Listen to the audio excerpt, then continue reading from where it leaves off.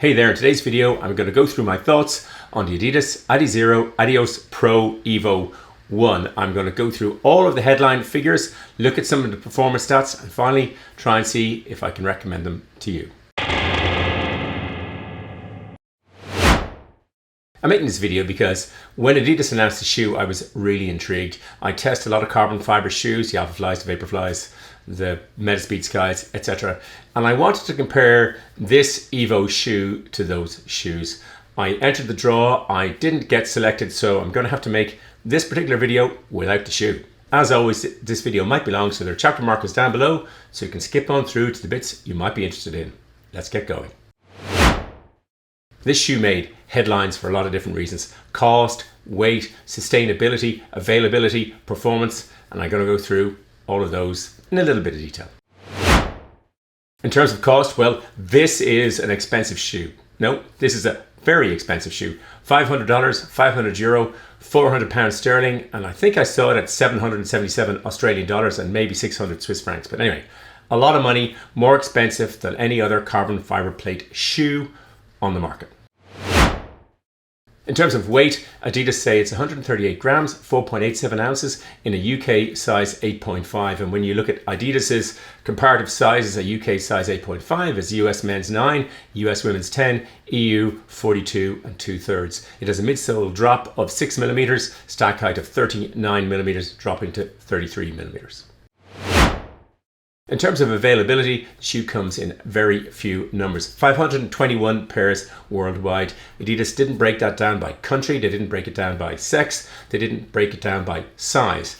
But I'm assuming a very small number of shoes. They also didn't break down who was going to get them. I contacted Adidas on the sort of online forum to try and find out how they were going to be distributed, and they didn't say. What they did say, and it's interesting, I'll pin it here, is they say the back end, they're trying to check who are bots. We have a huge number of signups for various hype products, as they call them, but there is very little stock available.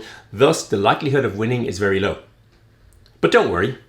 In the days to come, you might have additional opportunities. So we'll go through some of those opportunities later on. But interestingly enough, instead of Adidas saying that I hadn't been successful in the lottery, they basically said I hadn't been selected. So it'll be really interesting to find out the criteria upon which Adidas selected people, if that indeed is what happened. To analyze the weight, it's going to be, well, math time again. I'm going to take my Adidas Takumi Sen 8s in a UK size 12 and compare them as best I can to the Evo 1. And for the purposes of this, I'm going to call the Adidas Adizero Adios Pro Evo 1 the Evo 1. So on the Adidas website, in size UK size 8.5, it's 185 grams for these, the Takumi Sen 8s, versus 138 grams for Evo 1. Now this is one of my lightest shoes, and just looking at it, it's hard to figure out where that weight saving would come from. However, if I take my Takumi Sen 8 in UK size 12, it's 236 grams. So if it's 236 grams in a size 12 compared to 185 grams in a size 8.5, then the factor is 1.27. I won't go through all of the individual remainders, but I'm going to try and take that to figure out what size or what weight a Evo 1 would be in a size 12, and then compare it to a variety of shoes lying here on the table. So taking 136 grams in a size 8.5 and trying to figure out what it might be in a size 0.12, if you took the same factor as I have from the Takumi Sen 8s, you would get an estimated size 12 weight of 176 grams for the Evo 1. Now that compares to the Vaporfly 3 at 242 grams, the Metaspeed Sky Plus at 249 grams, and the Alpha Fly 2 at 308 grams. And it would compare it to my tested Primex Strungs that I sent back at 320 grams. So significantly lighter than any of those shoes. Let's talk about sustainability. Adidas have got a lot of criticism for the one run and you're done. One marathon in these shoes and they're done. Bit of acclimatization beforehand, a bit of training, but ultimately they're only suitable for one marathon. Now, an interesting thing to compare them is the weight and the amount of material in this shoe compared to other shoes. So assuming it's 55% weight of the prime strung, then you've got a situation where perhaps it's got 55% less material, and that is worth bearing in mind. If I talk about the shoes that I run marathons in, I typically run, because I'm trying to review a shoe in peak performance, we'll delve into this a bit later on, but because I'm trying to do peak performance, I typically only run one marathon in them. The Metaspeed Sky Plus, I ran Berlin 2023. They're sort of a bit worn here, not so bad.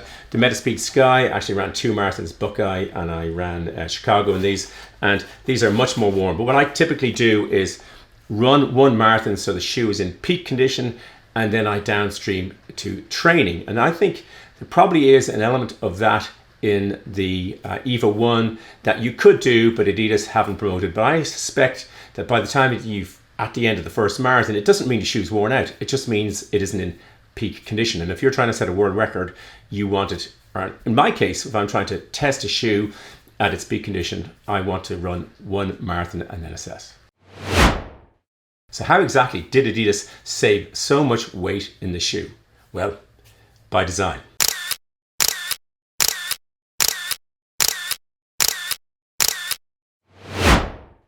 So to take the Takumi Sen 8 again, and if I wondered how would I lighten this shoe. Now, bearing in mind, the stack height I think of this is 33 millimeters, and in the EVO 1 is 39 millimeters. But the laces are lightweight, the tongue is perforated, there's perforations all over the upper. It's got carbon fiber rods, maybe they're hollowed out in the EVO 1. It's got foam, we'll come back to the foam. The new shoe has a pronounced rocker, so it's a more cut-off shape, so maybe they save some on the foam.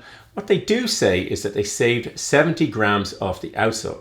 And I should say, this is what they're reported to have said. Now, I find that really hard to believe, to shave 70 grams of what is already a lightweight outsole. Now, to give you an idea what 70 grams is, this is some butter. This is 70 grams of butter.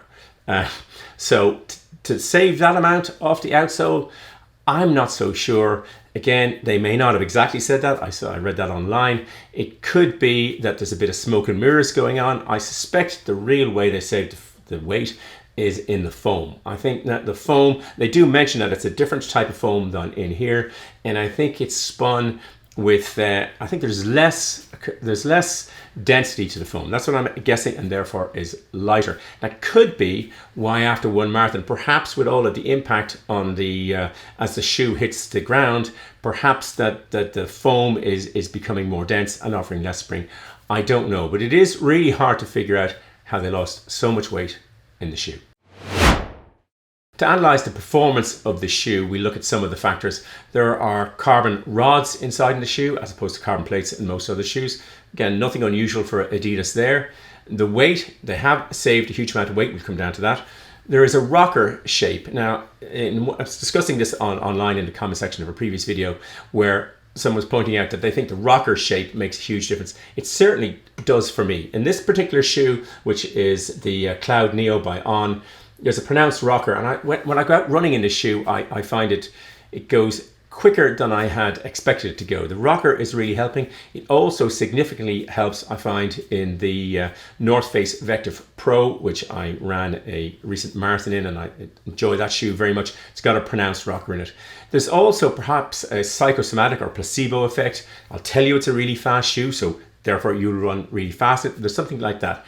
But we'll go down and look in detail at some of these factors. To assess the impact of weight on marathon performance, I read yet another academic paper. Altered running economy directly translates to altered distance running performance by Wouter Hoekkamer, Shalaya Kip, Barry A. Spearing, and Roger Cram. Again, apologies if I've pronounced anyone's name wrong. Now, it's a long, involved, it's a really good study. It's long, it's involved. And like all academic studies, you have to be careful about how much you can translate it. But one of the things they say is, assuming, that's a big word. Assuming that our results for running 3,000 meters at 4.79 meters per second directly transfers to running 42 kilometers at 5.72 meters per second, a reduction of shoe mass by 100 grams per shoe would reduce the marathon record by 0.78% or 57.5 seconds. So, again, this is an extrapolation, but they're saying a reduction of shoe mass by 100 grams per shoe would reduce the marathon record by 0.78% or 57.5 seconds. Now, they do say it's an assumption, so we'll try and analyze what that might mean. So closing down the laptop. So if I take my size of shoe and I work out that in the Evo 1 it would be theoretically 176 grams, and my Vaporfly measures 242 grams, which I set my personal best in Rotterdam this year, then applying the same factor of 57.5 seconds per 100 grams, I would save in the Evo 1 versus my Vaporfly 3 37.95 seconds on a marathon. Now that is interesting, and we'll come to that further down. You could say then, why reduce the weight totally and wear no shoes? Habibi Bikili did that in the 1960 Rome Olympics. He ran barefoot and set a world record at the time. But most of the rest of us need cushioning of some form. I mean, that's what's happening. And so in some shoes, so if you take Adidas, we'll call them the regular line of Adidas Adizeros, the Takumi Sen 8s and Takumi Sen 9s, they have reduced cushioning because I'm guessing the idea is that they're used for shorter distances. Now, I have seen, I think the fastest British marathon finisher last year in London was definitely in a pair of Takumi Sen. So you can run a marathon, but you just might get more beat up. I mean, the obvious solution, and it's been said before, is to take away the shoes and run on a track that was made of the foam that gave you more energy return. But without all those, there's a certain balancing act that has to go on to create these shoes, and losing weight whilst getting the right balance of cushioning. And it would be interesting to try the shoes to see if Adidas have got that balance right. So how fast is the shoe? Well, you probably saw at the weekend, Tigist Assefa won the Women's Berlin Marathon 2023 in a world record time of 2 minutes 11:43 wearing the Evo 1, breaking Bridget Koskai's record set in Chicago of 2 minutes 14:04. So a 2-minute increase. And you could say, wow, the Evo 1 is some shoe. My understanding is that there were 5 runners wearing the Evo 1 in the race. And it turns out that, yes, in the women's race, Tigist Assefa ran brilliantly, and she ran, and I think the second person also ran in Evo 1s. But in the men's race, in which there were runners wearing the Evo 1, they didn't place in the top 3. Eliud Kipchoge did as usual, won the Berlin Marathon for the 5th time. He set the 8th fastest time in history in an Alpha Fly. It looked like a prototype of the Alpha Fly 3. So for me, it's the athlete, not the shoe, though the shoe is contributing hugely. The question is, by how much? That is the one that's difficult to predict. I think the athletes that Adidas selected to wear the Evo 1 in Berlin possibly didn't perform as well as they might have, and that can happen to anybody on any particular day. But the Chicago Marathon in 2023 is on the 8th of October, and Benson Kipruto, who won it last year, is running this year, according to this, in the Evo 1s, and that will make a very interesting comparison. So what's going on with Nike by way of comparison? Well, if you look at shoes approved by World Athletics as of the 22nd of September 23, you'll notice that there's no Alpha Fly 3 listed by name. What they do, you'll see the Alpha Fly 2 and the Alpha Fly and previous and other Nike shoes, and you'll also see the Adidas shoes, and they list the Evo 1. We'll come back onto that, but what Nike call them is the DEV, or development, I presume, 163, and that's dated from the 4th of December 2022 to the 3rd of December 2023. We're in that window. They have another shoe, the DEV 19065, and that's from the 10th of the 9th 2023 through to the 9th of September 2024. We're still in that window. Now, my suspicion is, well, I mean, I know Eliud Kipchoge wanted to break the world record. He said so. He ran the 8th fastest of all time. My suspicion is the Nike Alpha Fly 3 was slated for launch in September. If Kipchoge had won that race, the Berlin Marathon, sorry, he did win it, but if he'd won it in a world record time, I think there would have been a huge hoo-ha, and the Alpha Fly 3 would launch, whether it's the DV 163 or the 1906, we're in the window for both, it would have launched. But because he didn't, and because there was great publicity, and deservedly so, about Assefa's great run, I think they've held back. Now, whether they release it before we get to Chicago or not, I think they probably had a whole rollout marketing plan And now they're thinking, right, okay, so if Benson Kipruto wins in an Evo 1 and sets a world record in Chicago, their balloon might go a bit flat. So I wouldn't be surprised if the Alpha Flight 3 got released in a couple of weeks with, Kipchoge, world record holder, won Berlin 5 times. So it'd be interesting to see which of these two shoes are actually faster. So assuming you are lucky enough to have been selected to buy this shoe for the $500, the 400 sterling, the 777 Australian dollars or whatever, what are you actually getting? Because on the World Athletics list, there are 2 shoes listed. There's an Adidas Adizero Adios Pro Evo 1 and an Adidas Adizero Adios Pro Evo 1 V2. So appears there's 2 separate versions. Which one are you actually going to get? Which one indeed? It was really interesting, and I'm grateful to Total Running Productions for their video of the various videos of the Berlin Marathon. I'll put a link to the one in the description below of the women's marathon. But in that, you can clearly see that on the outsole, well, you can't clearly see it, but if you stop it and, pause it and various things, you can see that on the outsole of a Sifa's Evo 1, there are a lot of holes. Now, this is a Metaspeed Sky Plus, and you can see holes here. Now, there's lots of holes in the one that the Sifa ran in Berlin, and there are none on the production or the pre-production sort of publicity photos. Now, what I found interesting was that there are lots of pictures of a Sifa holding the shoe that Adidas have put out since, but none where you're looking at the bottom of the shoe. So yeah, there are 2 distinct versions of the shoe in relation to the outsole. And the different versions got me thinking of Formula 1. So in Formula 1, I think there are 6 different types of tires that they use. There are dry tires, there are slicks commonly, there are wet tires, and there are intermediates in various versions. Now, the slick tire of a Formula 1 car reminds me very much of the outsole in the Evo 1 publicities. But what's interesting in a Formula 1 race is that they change the tires. Now, there's a lot of waste there, not so much in running, but they change them.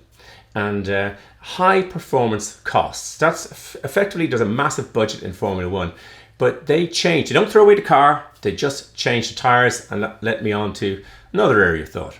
And what I was thinking about on terms of the Formula 1 is that the tires on a car are equivalent to the outsole on a shoe.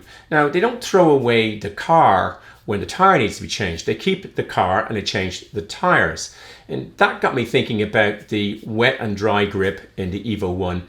It looks to me that the slicks on the publicity of the Evo 1, the shots we've seen, mean that if it was at all wet, any moisture, and I think you'd go sliding around. I think that the version with the holes in it, they do provide a little bit of traction. Now, my understanding of grip and traction may be different to everybody else's, it might be wrong, but my understanding of grip is the friction between the surfaces, so you can use the slicks, but sometimes you need traction to claw at the surface. And in the Evo 1 to date, it just looks like you're relying on friction. So that got me to thinking that maybe they have different versions of this shoe, which might not be a bad idea, depending on the weather conditions, and perhaps that's what the difference between the version 1 and version 2 is. And it could be that there was moisture in the air in Berlin, and a Sifa decided to run in the version with all the holes in it. And that brings me to right to repair, a big thing you'll have seen in electronics industries. So here is my Metaspeed Sky. The upper is perfect. The laces are perfect. The midsole is pretty good. It's beat up around here. And the outsole is a little worn here. There are 2 marathons in here. Now, what if I had the right to repair the shoe? What if I could say, well, look, I could shave off a bit of the foam and a bit more outsole. What about that? Now, I was looking at the race, at the splits that Sifa ran, and she ran negative splits. In other words, she got faster all the time. It's not like the shoe was wearing out and her performance was tailing off. Now, it could be that the shoe was wearing out, her performance was tailing and she's putting more effort. But assuming that that's not the case, you could say that, look, maybe in this particular shoe, when it's finished, the upper looked fine. It wasn't like someone's going to take the risk that the upper's going to fall apart on a world record. So the one and done might just be for prime performance, and the ability to change the outsole, just remove the original one, put a different one on, and perhaps by means of different gluing, would mean that the shoe would last a lot longer. So I think lots of these things are interesting because, again, I downstream these by running in them extensively till this will be even more worn. This is a great tempo day shoe now after the 2 marathons. I do the same with the other shoes. But again, if I took shoes and said after a marathon, what you want to do when you're designing things is that every single component designed wears out at exactly the same time. So the upper, the laces, the base. But that isn't what happens in running shoes. Particularly, you want to make them last one race. But I suspect that the Evo 1 will last an awful lot longer than one marathon, particularly for, I'm not saying for peak performance, but for training. And therefore, particularly if you are able to replace the outsole, you might get quite a reasonable amount of wear out of them. So are the Evo 1s worth the price? Well, to me, they would have been. I have to say, one of the things that I love about running is it's a relatively cheap sport. I can wear this to work. I do. I can wear, you know, the clothes that I perform in, I can wear in everyday situations. I can wear shorts out, all these kinds of things. One of the things I love about marathon racing, and particularly, I would have liked to see Kipchoge break the world record this year's Berlin, but I'm still quite happy that he broke it in the race I ran in 2022. I ran on the same race, on the same day, the same crowd and the same weather conditions. I didn't have the same equipment, but I could have. And I could have got a vaguely similar feeling. I could even run at the same pace for about 10 to 20 seconds. But I can get a feeling of what it's like. And I think that's one of the things. And running is relatively affordable depending on what you do. And for me, the cost of a marathon isn't the shoes, it's the flight, because I typically do them overseas, though I signed up for the Dingle Marathon this morning in Ireland. It's typically the flights, it's typically the hotel, it's typically the entry in. And so whether these shoes are $250 or $500, I much prefer if they're $250, which is the kind of standard dollar euro cost of a carbon plate shoe. I prefer if they were cheaper, but yeah, if I thought that I was going to save 40 seconds and that might help qualify for Boston or help qualify for a personal best, yeah, I'd go for it.